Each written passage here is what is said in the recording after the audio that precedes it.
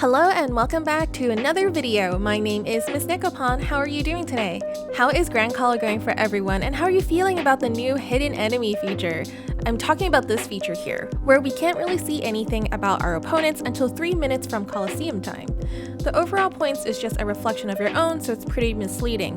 For my guild in particular, we're not a fan of this feature because we tend to have a lot of strategizing discussions beforehand, so this really prevents us from making plans ahead. But I think this new feature favors power over strategy, which makes sense for PokeLabo since they want us to spend more money on stats and points and less time on strategy. Let me know how you feel about this feature and comment below. Is it good for you, or are you guys more like me and my guild where we like to talk a lot beforehand?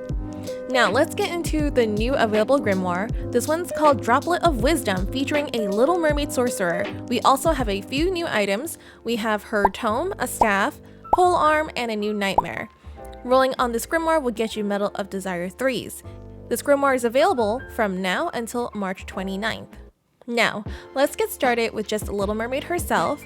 She's a very pretty sorcerer class that has a really skin-tight suit. I would really like to own this one because I think she's rather cute, but unfortunately her stats are not really great. Little Mermaid comes with 100 in each of HP, magical attack, magic defense, physical attack, and physical defense. Her Arcana provides another 400 HP.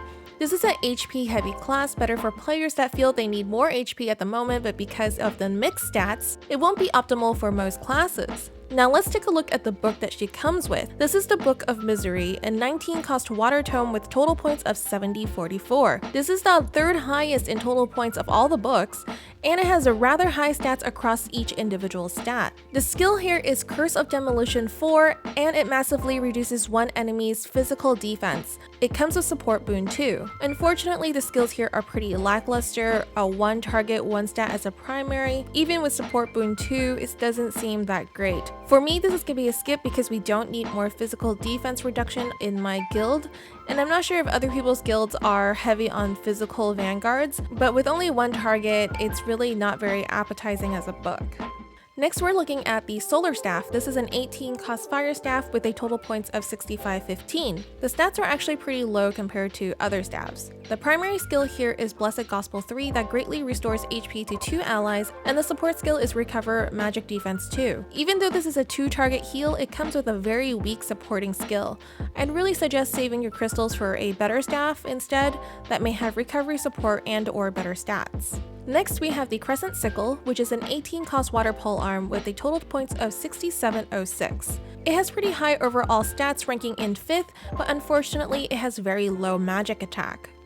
The primary skill is Evil Hail of Protection 3 that deals great magical damage to 1-2 enemies and slightly increases your own magical defense.